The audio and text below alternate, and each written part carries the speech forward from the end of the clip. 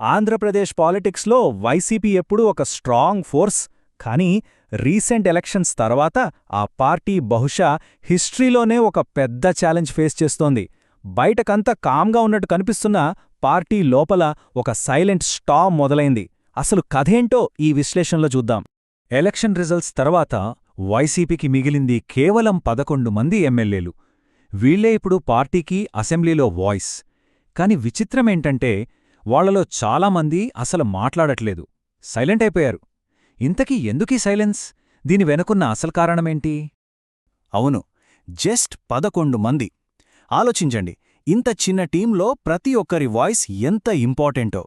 వాళ్లలో కొంతమంది సీనియర్ నేతలు మాట్లాడుతున్నా చాలామంది మౌనంగా ఉండటం పార్టీలోనే పెద్ద చర్చకు దారితీసింది.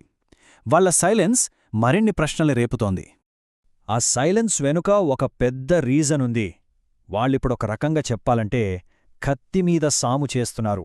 ఒక అడుగు ముందుకు వేస్తే పార్టీ ఆగ్రహం, వెనక్కి వేస్తే పొలిటికల్ కెరీరే డేంజర్లో పడే సిచ్యువేషన్. వాళ్ళొక భయంకరమైన డైలమాలో ఇరుక్కుపోయారు. చూడండి, వాళ్ల ముందున్న సమస్య ఇదే. ఒక పక్క పార్టీ హైకమాండేమో అసెంబ్లీకి వెళ్లొద్దు అని స్ట్రిక్ట్ ఆర్డర్ ఇచ్చింది, అది వాళ్ల పొలిటికల్ స్ట్రాటజీ. ఇంకో పక్క మన రాజ్యాంగమేం చెప్తుందంటే కంటిన్యూస్గా 60 రోజులు సభకు రాకపోతే మీ ఎంపీ పదవి ఊడిపోతుంది. చూసారా, పార్టీ మాట వింటే పదవి పోతుంది, పదవి కాపాడుకుందామంటే పార్టీకి ఎదురు తిరిగినట్టు అవుతుంది. ఈ డెడ్లాక్ నుంచి బయటపడటానికి కొంతమంది ఎమ్మెల్యేలు ఒక డేరింగ్ కాని చాలా రిస్కీ ప్లాన్ వేశారు. పార్టీకి ద్రోహం చేసినట్టు కనిపించకూడదు, అదే టైంలో వాళ్ల పదవికి ఎలాంటి ఢోకా ఉండకూడదు. దీన్ని మనం టెక్నికల్ సర్వైవల్ స్ట్రాటజీ అనొచ్చు. అంటే ఒకే దెబ్బకు 2 పిట్టలన్నమాట. పైకి పార్టీ మాట విన్నట్టే ఉండాలి, కాని లోపల చట్టపరంగా వాళ్ల పోస్ట్ సేఫ్గా ఉండాలి. ఇది రూల్స్లో ఉన్న లూప్హోల్ని వాడుకోవడమే. ఆ స్ట్రాటజీ చాలా సింపుల్, జస్ట్ 3 స్టెప్స్. జాగ్రత్తగా వినండి. ఫస్ట్, అసెంబ్లీకి వెళ్లడం. సెకండ్, లోపలికి వెళ్లకుండా బయట అటెండెన్స్ రిజిస్టర్లో సైన్ పెట్టడం. థర్డ్, ఆ పని అవ్వగానే ఎవ్వరికీ కనపడకుండా సైలెంట్గా జారుకోవడం. సింపుల్గా అనిపించినా ఇది భలే తెలివైన ప్లాన్ కదా. ఈ ఐడియా ఒకరినుంచి ఒకరికి స్ప్రెడ్ అయిపోయింది. ముందు ఒకరిద్దరు సీక్రెట్గా స్టార్ట్ చేశారు, ఆ తర్వాత ఈ పొలిటికల్ సునామీ నుంచి సేఫ్గా బయటపడాలంటే ఇదే కరెక్ట్ దారి అని మిగతా వాళ్లు కూడా ఇదే ఫాలో అవ్వడం మొదలుపెట్టారు. కాని రహస్యాలు ఎక్కువ కాలం దాగవు కదా. ఈ సీక్రెట్ ప్లాన్ లీక్ అవ్వటంతో ఇక పార్టీలో పెద్ద దుమారమే రేగింది. ఒకరిమీద ఒకరికి నమ్మకం పోయింది. ఈ విషయం బయటపడగానే స్టోరీ మొత్తం కొత్త టర్న్ తీసుకుంది. ఇప్పుడు ఈ మ్యాటర్ ఏకంగా లెజిస్లేటివ్ ఎథిక్స్ కమిటీ దాకా వెళ్ళింది. అసలు సెషన్కి రాకుండా జీతాలు ఎలా తీసుకుంటారు అనే ఒక పెద్ద క్వశ్చన్ రైజ్ అయింది.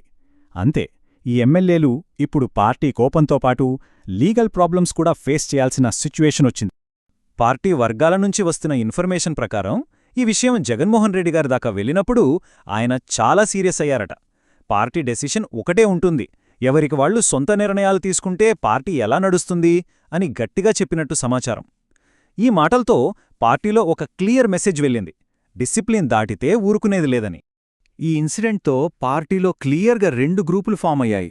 ఒక గ్రూప్ ఏమంటోందంటే ఫస్ట్ మన పోస్ట్ మనం కాపాడుకోవాలి, ప్రాక్టికల్గా ఆలోచించాలి అని. వీళ్లను ప్రాక్టికల్ గ్రూప్ అనొచ్చు. ఇంకో గ్రూపేమో పార్టీ లైన్ దాటకూడదు, అధినాయకత్వం ఏం చెప్తే అదే చెయ్యాలి అంటున్నారు. వీళ్లు లాయలిస్ట్స్ అన్నమాట. ఎప్పుడు వైసీపీ ఫ్యూచర్ ఒక నూలుపోగుమీద వేలాడుతోంది. ఈ ఇంటర్నల్ గొడవల్ని, ఈ అపనమ్మకాల్ని వాళ్లు ఎలా సాల్వ్ చేసుకుంటారనే దానిమీదే వాళ్ల పొలిటికల్ ఫ్యూచర్ ఆధారపడింది. ఇప్పుడు సైలెంట్గా మొదలైన ఈ గొడవ ఇక్కడితో ఆగిపోతుందా, లేక ముందు ముందు ఇంకా పెద్దదై పార్టీనే ముంచేసేంత పెద్ద తుఫాన్గా మారుతుందా? ఈ మొత్తం పొలిటికల్ డ్రామాపై మీరేమనుకుంటున్నారో కింద కామెంట్స్లో తప్పకుండా చెప్పండి. ఈ డీప్ అనాలిసిస్ మీకు నచ్చితే మర్చిపోకుండా మా ఛానల్కి సబ్స్క్రైబ్ చేసుకోండి. అప్పుడే మా నెక్స్ట్ వీడియోస్ మిస్ అవ్వరు. థ్యాంక్స్.